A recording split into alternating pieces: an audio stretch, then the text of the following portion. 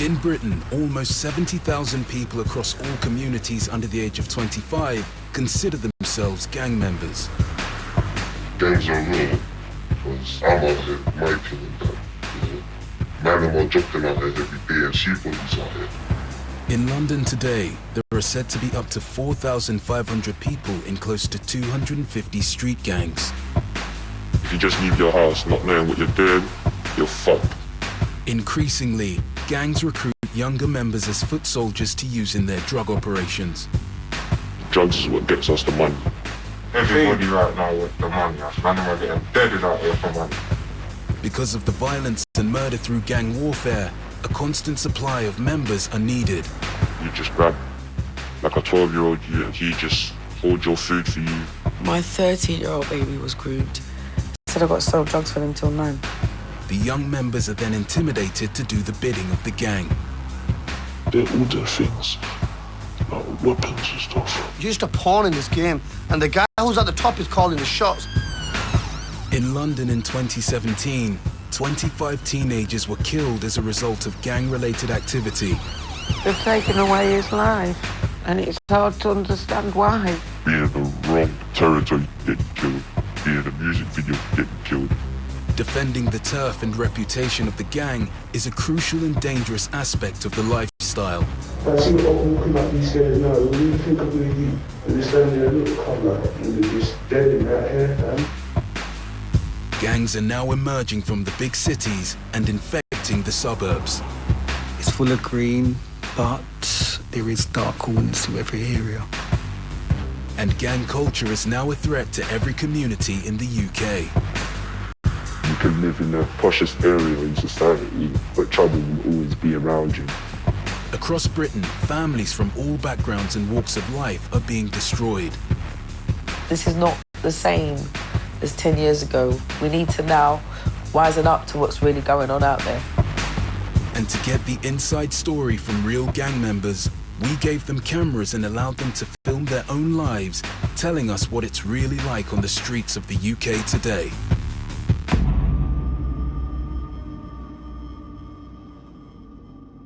If you ain't got a weapon, then basically, if you're in a gang, like, you're not protected from. Death is just around the corner, fam. Never know when the time's up. You get me, fam? Like, it's a life you're living, innit? It's a whole game. Like, just think GTA, bro. Survival of the fittest, fam. Clap, clap, one no, innit?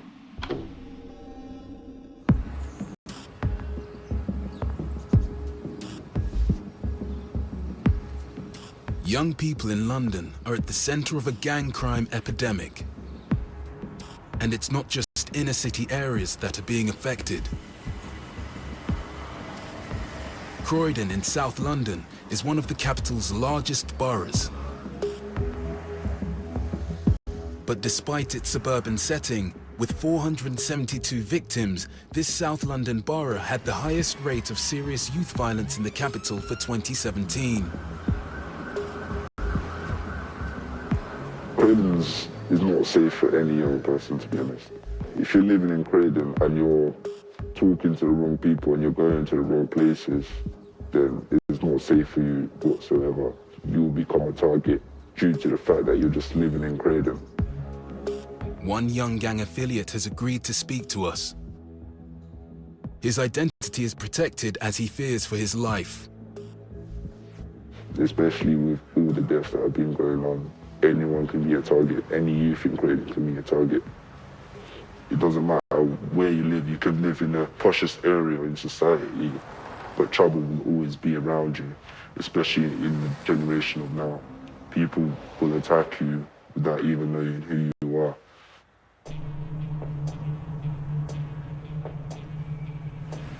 Gang members in Croydon now feel the need to carry a weapon wherever they go. I have my knife on me at all times, you get me? Like walking on the big high street, you get me? Don't do that shit. There's literally Mad Max, you get me? There's cold-hearted niggas and there's pussies, innit? Guys that back shanks and do the legs, so even if you do get spotted out, at least you got your shank, bro. So obviously, I gotta be rolling around with the big one, you get me? Look, make him show you the big one, innit? But you see when I got this though, it's just game over.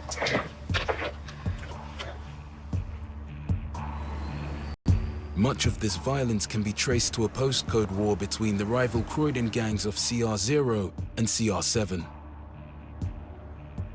CR0 is known as #O, and CR7 is known as just simply 7. They think it's their territory and someone else is not allowed to enter their territory. If the person's not from the area and they go there, it's another death, it's another youth taken away.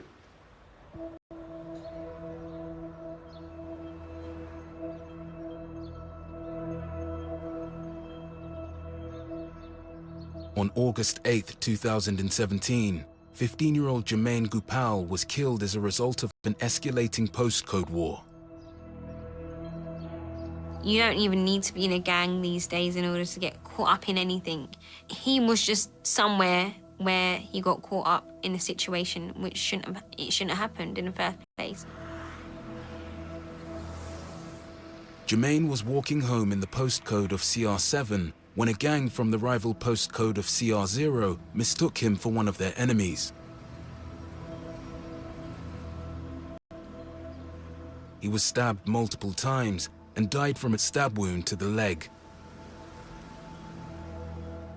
It could have been any child out there, any child. He was so frightened, you know, these masked person who was chasing him, he was trying to get away from them. That day, Jermaine was actually trying to get home because he wasn't far away from his home on that night. We've never experienced anything like this before, ever. I haven't taken it all in even now. And I think it's taken me up until now to go, he's really gone.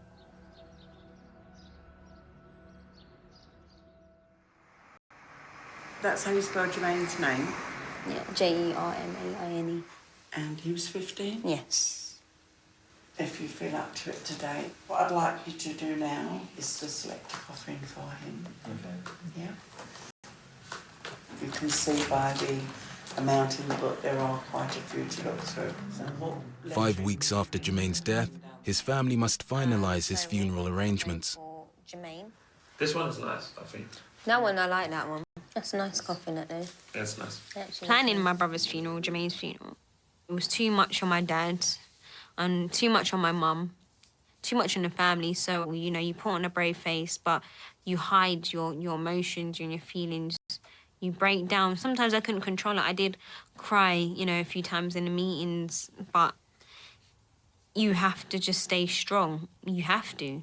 And I wanted to make sure that Jermaine had the best send-off that he could have possibly had. As devastating as his death was and is, I wanted him to be proud of what we were doing for him. So I've got to speak to the coroner on Monday, and she will tell me how soon I can go along and collect him. Okay. I think what we really need to know now is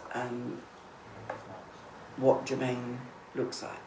Yes, that's the main thing. That's why I'm keen to speak to the coroner and find out how quickly we can get him back with us. Okay. All right. Take care. Bye. Bye.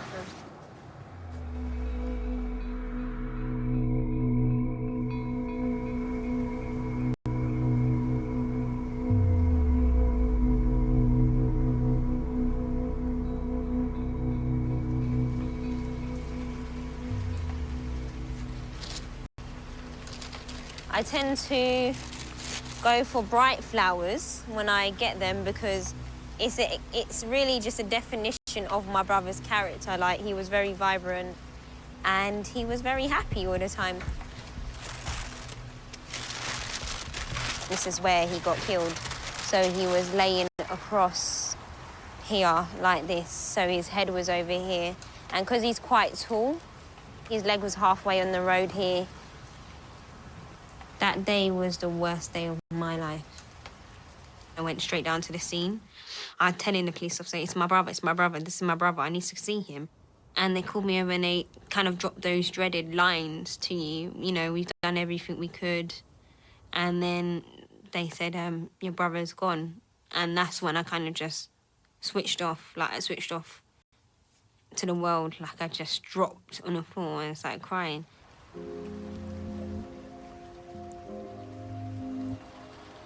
Your life, everything around you just stops. You feel like you're in a bubble by yourself. It's all black, you're dark, you don't know what you're doing. You're frozen. When the police came to my doorstep and said to me, my son's been stabbed several times, I was so frightened, I was nervous. My heart was just thumping so hard. You know, my daughter knew the news before I did. So when I got there at that point, I was just too late to be there for my son at that point.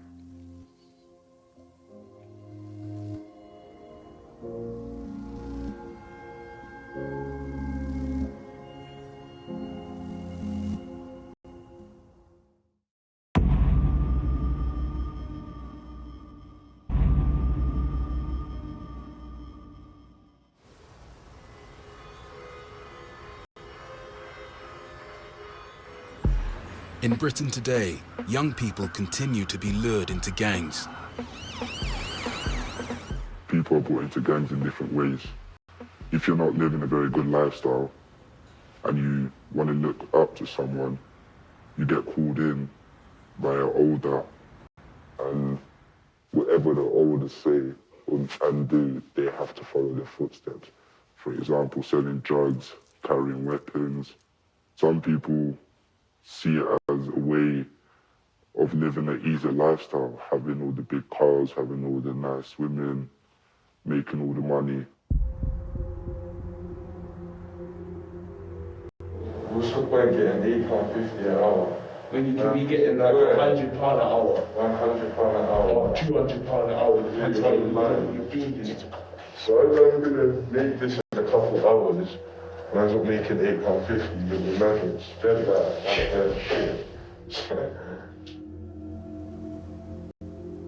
Selling illegal drugs is the main source of income for many London gangs. This marijuana farm is being filmed by the gang who own it. It is worth an estimated £32,000 when dried, broken down and sold. These packages are then passed on to young gang members to be sold on the streets. The whole thing with the cannabis, a lot of people will see that as small time, small fry.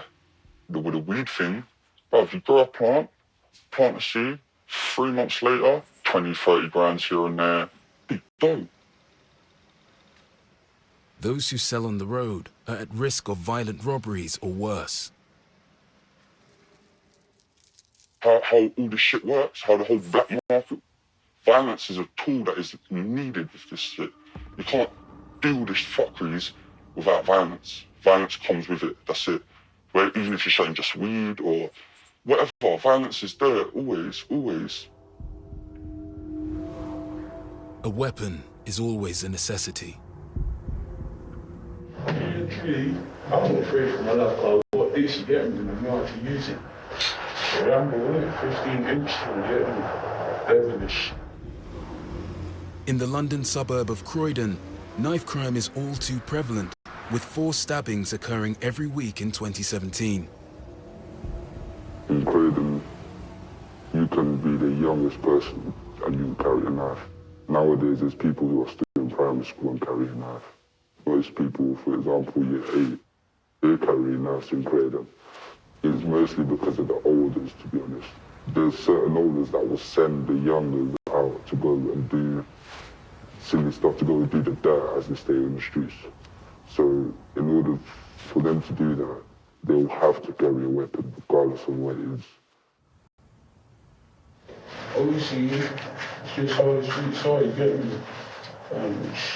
Obviously, you've got to have it with you. If you don't have it with you, it's a chance to take it, you get me?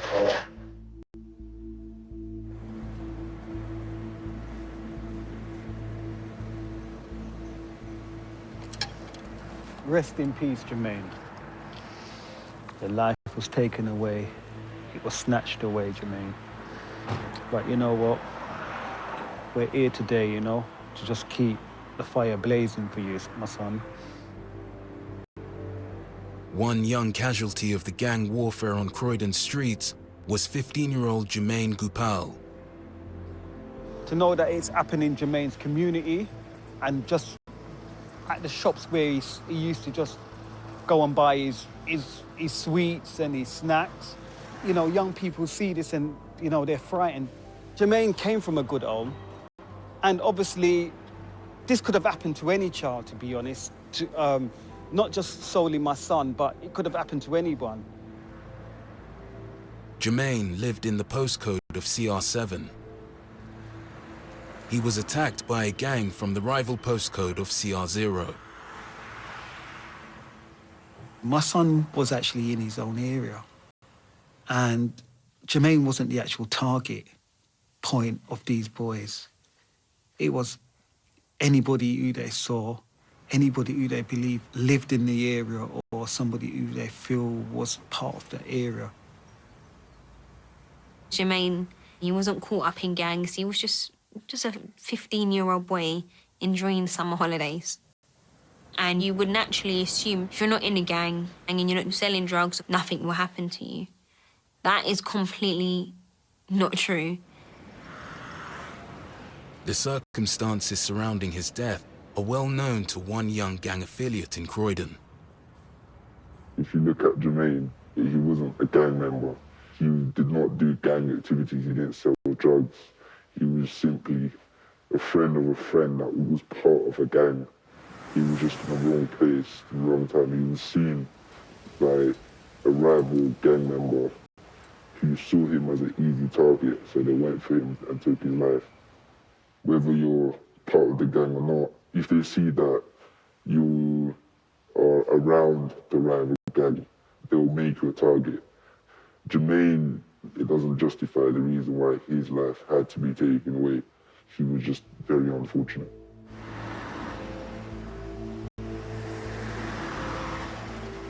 Jermaine was able to go to Croydon. You know, he would go Croydon to go buy clothes, to get trainers, go shopping. He was able to walk in Croydon without being at harm. And then to know that Croydon boys decide to formulate a gang and then call themselves CR0, then come down to Fulton Heath, which is classed as CR7, and attack somebody that has nothing to do with them, is stupid. Jermaine was just simply an easy target for the #01s. They saw it was an opportunity to get the 7-1s back for whatever purpose, for whatever they did.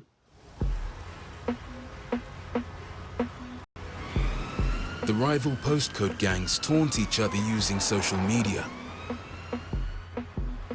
And they score points by stabbing or killing someone from an opposing gang. Gangs here, they're putting pressure on their young members for them to gain stripes or scoring points, whatever they want to call it. So like they're going out to drop bodies or get someone hurt from the other side.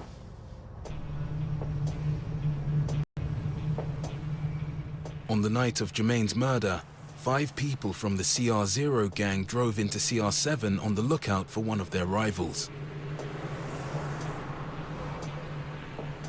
Jermaine was chased before he was cornered and stabbed multiple times, dying from a single stab wound to the leg.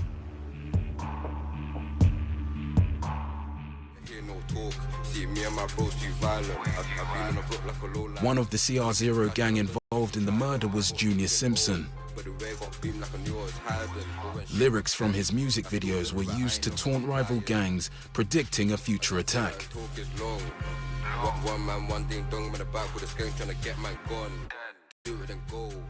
The reasoning behind why Jermaine died is because of 2 gangs warring with each other through social media. Simple as.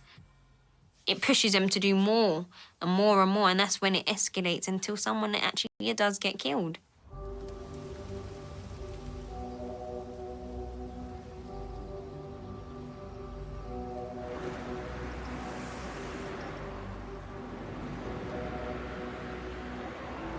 With Jermaine's funeral approaching, the coroner has returned the body to the family. No, I've prepared all the paperwork after we met on Saturday, and everything's more or less complete now.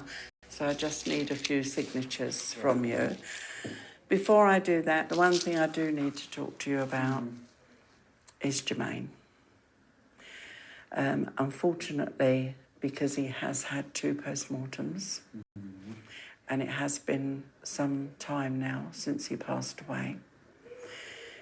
Personally, and from my preparation team's thoughts, we would suggest that you didn't view him. I know this is hard for you to take on board at the moment because I know you want to see him very much. Because of the time, he has changed a lot. To me, that's a lot to take in, to be honest. I know it is. That's a lot to take in. There's no easy way of me telling you all this, and I know that the thing that you want to do is see him and say your goodbyes. If you say to me you want to see him, then I've got to go with that.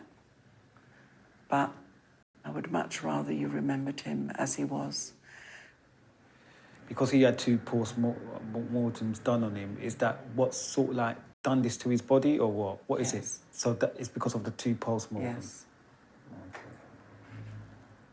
Unfortunately, because of the circumstances that he died, the post-mortems that they've had to do are to the highest level, I'm afraid. I'd just talk for my dad. My dad would like, I know you're advising, but he was very adamant that he could at least see him once he's clothed, just to see him. We won't be able to dress him. All we can do is we put him in one of our gowns, and then we lay the clothes over the top. Unfortunately, again, because of the procedure that he's had carried out, to dress him would make the position worse. So basically he can't be dressed in the clothes that we want him to be? He can take them with him. We can lay them on top of him, as an outfit would be, but it would do more damage to actually dress him.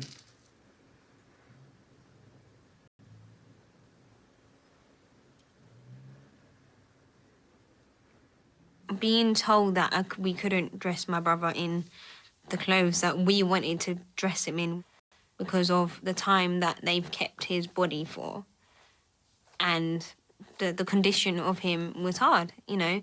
He's a human being. He's still somebody that deserves dignity and respect. I just feel very irritated right now. Very irritated.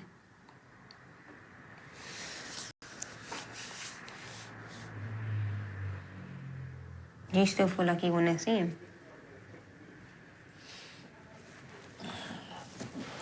I don't really want to talk right now, Talisha, to be honest. I'm not being funny. I really just don't want to talk.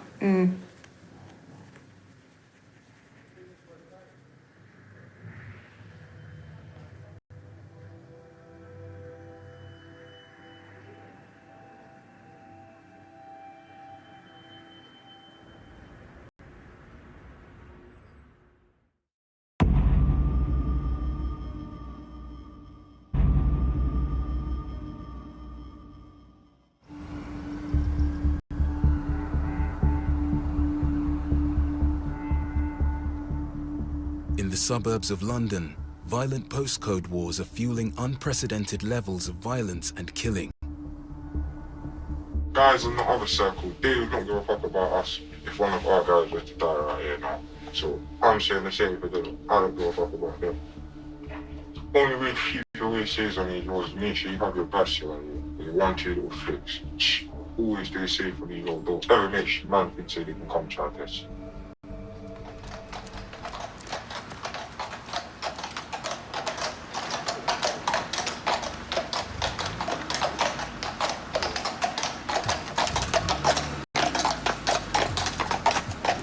One victim of the gang warfare was 15-year-old Jermaine Gopal. 7 weeks after Jermaine's murder, his family are finally able to bring his body back home. The night that Jermaine died, he was actually running back to the house to get away. And he was trying to get home. And basically, he never got home.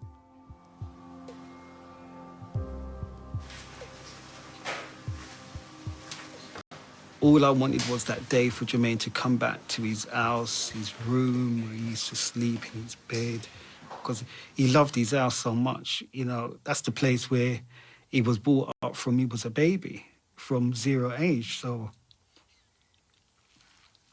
yeah. He wanted to be home.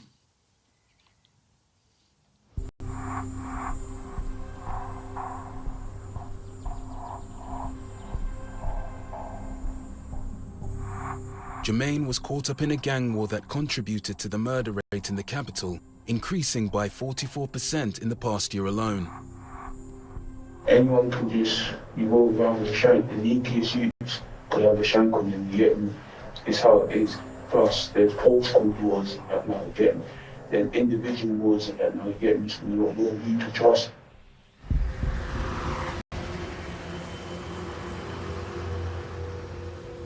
In the London suburb of Croydon, where Jermaine died, gang violence has increased dramatically over the last few years. It's full of green around there, but there is dark corners to every area. I think it's because more people are in Croydon. It's a big area, it's a big borough, and obviously more kids, more population. And then as they're younger, they get enticed in certain things, and unfortunately, you know, they formulate groups, and once you formulate a group, becomes a bigger group and a gang, and then it, you know, there's violence, there's trouble, there's issues. In Croydon itself, there have been many gangs.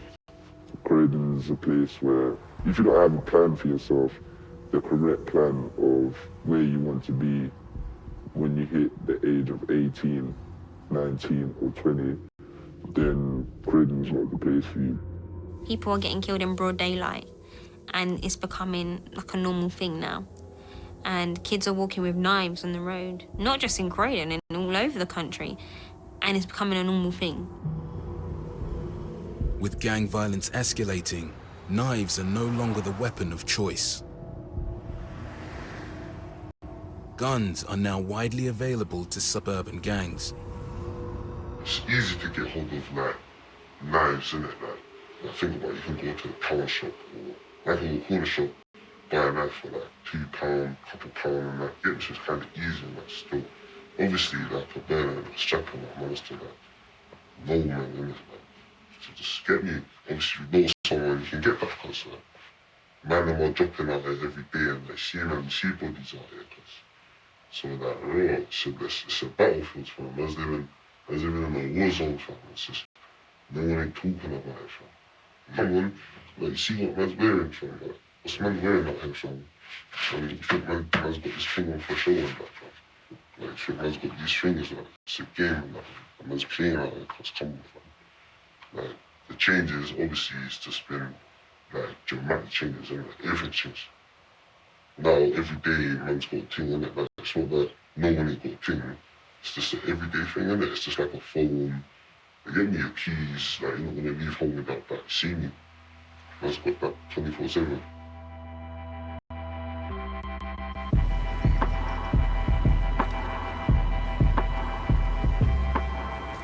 Like, we did a lot. Before 18, I had a full-scale, like, crime career kind of thing, man. Sam and David are former leaders of two rival Croydon gangs.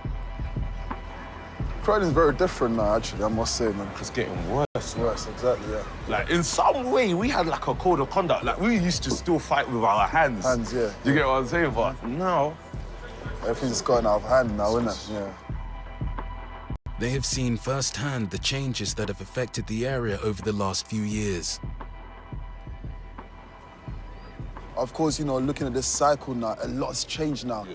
Whereas now we're hearing more of knife crime and gun crimes and all these sort of things where now a young man would not hesitate to actually pull out a knife or pull out a gun. When we were going to fight, we had to fight with our hands. Fine, yeah. But the mindset developed even in our generation. So it started with the hands, then we started getting a hold of knives and guns. My crime career started from very, very young. I could say it was from 16. Got myself around a batch of guys that knew about the drug game, that knew about robberies, not even street robberies like, oh, robbing someone's phone. I did that when I was like 13. I was now into more jewelry store robberies. It catches you at a young age. You don't know any better. It's an attractive dead end. I was just doing what I was good at. I knew how to be violent. I knew how to be aggressive. People respected me for my approach on the street, you understand? There's an adrenaline that comes with it. We thrive off the energy of being in a madness, being in a fight, escaping with our lives sometimes. And there's that whole thing in our mind that we're invincible until we start losing the friends around us. What happened with your guys was almost like now that is the legacy that some of the young boys are trying to run around today with because of what you guys started in Croydon. To actually see some of these things happening now, it really does touch me, it really does affect me. You know, to wake up and hearing that, okay, cool, another brother has died, you know, and some of these people are people that I know as well. Definitely for me, I do see myself as personally responsible, especially for the people that I brought into the road. And every death always reminds me that we got a lot of work to do in Croydon. There were so many instances we could have died. So many. But we're here with our life, and it's only going to get worse if we do not decide to stand together and rise up.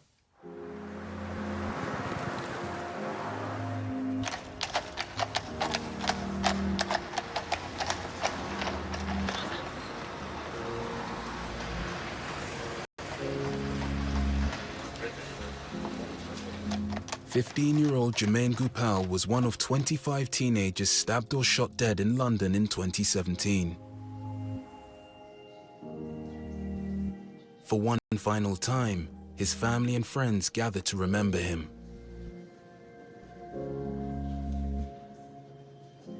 Jermaine's time with us was very brief.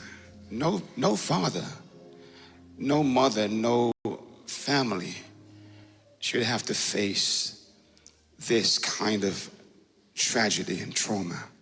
We are sick and we are tired of opening the papers and seeing yet another stabbing, another shooting. We are sick and we're tired of our young people inflicting this kind of violence and pain on themselves and on others. It has to stop. Young people, listen to me. You must refuse to accept that this is the norm. Every young person in church today, I say, don't be afraid and be wise. Don't be coerced into carrying knives or anything for anybody. Let no roadman come and tell you to take a castle from this side of the road to the next side. Just walk on by. The pastor's talking, it was really important, but I'm sorry, all I could say is I was looking at the coffin and I thought, oh my God, this is what I'm actually doing now, having to bury a robber. It didn't feel real. And I think I was so focused on that, sitting at the front looking at a coffin where my brother's actually laying. It hurt too much. I was listening, but I was not listening at the same time because I zoned out a lot of the time because I was hurting inside. My kind-hearted, loving little cousin has been callously taken away from me, and for what reason, I just cannot comprehend. I still remember when the ambulance staff broke the news to us. It didn't feel real. It still doesn't. Jermaine was the best cousin ever. Every day I had with him was a blessing. I had so many good memories, so I can't even remember them. I remember...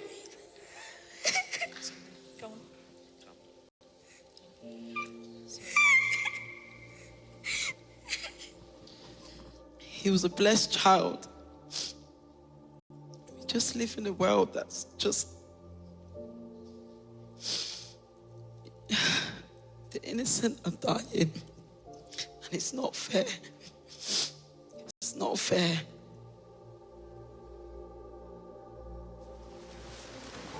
Let us pray.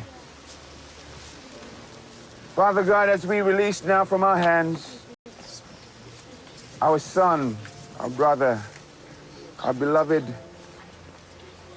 Jermaine, thank you for his life, short and brief as it was. Father, your word says to be absent from the body is to be present with the Lord. Will you receive him now in the bosom of Jesus? Amen.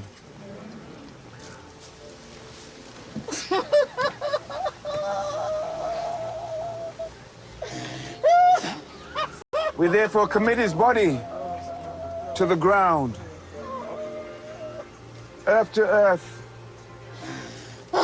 ashes to ashes, and dust to dust.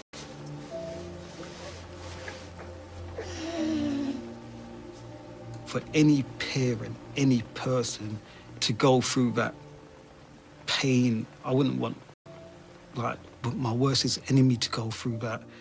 Up to today's day, I still can't believe what I'm feeling right now with the pain and the full affection and the emotions of what I'm going through.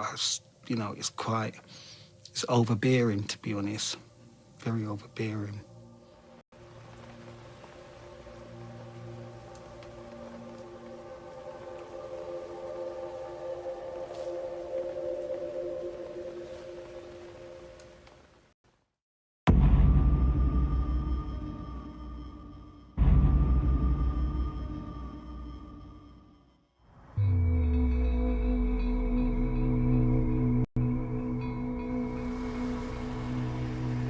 Yeah, this is my favourite knife. Took this one straight out my mum's kitchen. Sometimes put it in my sock, keep it on my hip. It's always with me when I go out, so. This one is small, but goes straight in a man's eye still, poke him up. Goes straight through the clothes. This one goes straight through the skin, but you won't need so much force. Just slice in. Love it. Go home, wash it, bleach it. Mum won't even know when I put it straight back. She's cooking potatoes, chopping it up.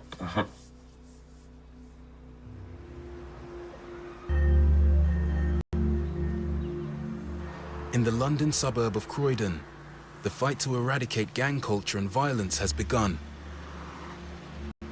The last prayer that we're going to pray is for the borough of Croydon. Now we're going to ask the Lord to give us Croydon. Lord, we take Croydon for you now, Lord. Arm us, equip us. One of the organizations trying to improve the lives of Croydon's young people is SPAC Nation. To pray that prayer now.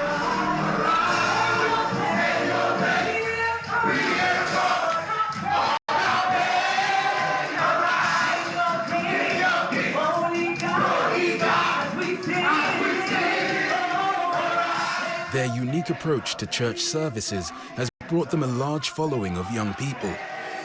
It's a light of mine, out there let it shine. What God says is mine, come on, give me a sign. It's a light of mine. With church services across the capital, they estimate that 55% of those who attend have previously been involved in crime. I think SPAC Nation, we search out unidentified leaders, because if we're gonna solve knife and gun crime, we're gonna need those leaders that are currently on the street. But now I would like to invite Pastor Toby, and let's get ready for the word. Let's rise to our feet. Praise God. Now, like I was being told last week that gun crime has increased now, and guys are stepping up from knife to gun. That's why protest and anti-knife or gun organization can never solve the problem. They are idiots. They're taking money from the government to do war. Society will label a lot of these young men as criminals. They're not criminals, they're people. And Pastor Toby was the first one to almost respect me as a person. This is the only movement that does what we're doing. Others haven't got the balls to do it.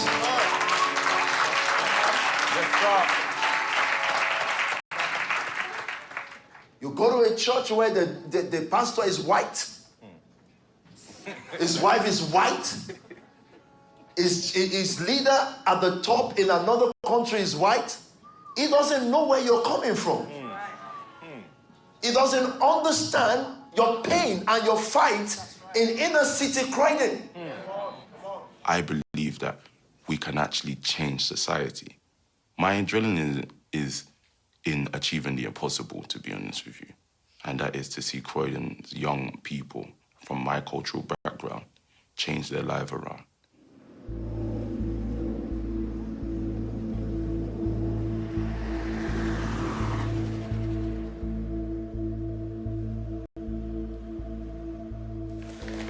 All of these are the newspapers. That's the one, that's the Croydon. Croydon Advertiser. Yeah. A lot of it was actually covering the court case. 6 months after Jermaine's death, 4 people have been convicted of his murder. They are all linked to the gang from the nearby postcode of CR0. Oh, the trial was hard. How did you feel seeing them? Because I know you sat downstairs with me. Seeing them, like, you built up with so much anger. These 4 or 5 people, should I say, Yeah. didn't think they would even be arrested. And you always, I think they thought he was going to get away with it as well. That's what hurts even worse. I mean, they didn't even know him. They, you know, when they asked, did you know Jermaine, there was they couldn't really say anything. They didn't know him. They didn't know of him. Senseless. You shouldn't even be carrying knives, to be honest. Just that fashion comes like a new pair of trainers. Just that's how they. Yeah. That's how they. Showing it on that's Instagram, how they're showing it off. Facebook, you know, these Snapchat, these social media sites, they video record stabbings. You know, even when someone gets stabbed or someone's laying on the ground dying, they Snapchat it. They call it, I can't believe, all it is, they call it scoring points. It's not a basketball game. It's someone's life that you're dealing with. I think about Jermaine every single day, like literally every single day. Jermaine, he wanted a future, he wanted a career, he wanted a life. And for some people to take it away, that hurts because you're thinking, well, I can't see him grow. I only know Jermaine at 15 and what he looked like then. I wouldn't have known what he looked like as he got older as a man. So I can only assume and only think about what could have been.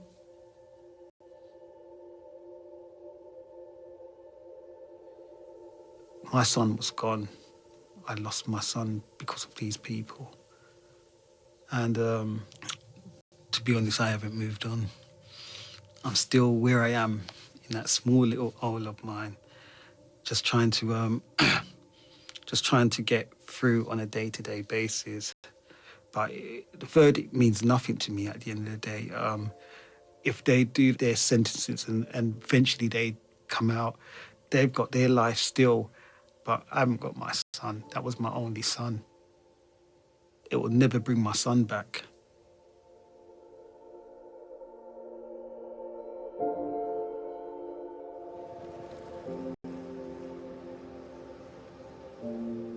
Gang culture haunts many of the young people who live in Croydon.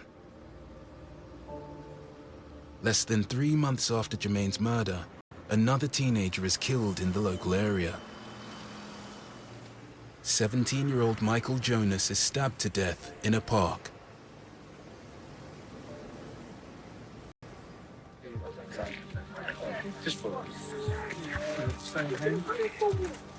With many witnesses scared to speak out for fear of violent repercussions, police have yet to arrest anyone for the murder.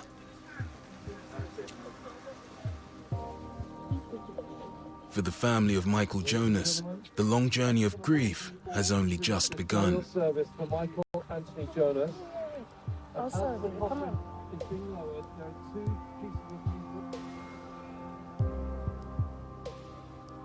2018 is set to be the worst year ever for gang violence and murders in the capital, and there appears to be no end in sight to this crime epidemic.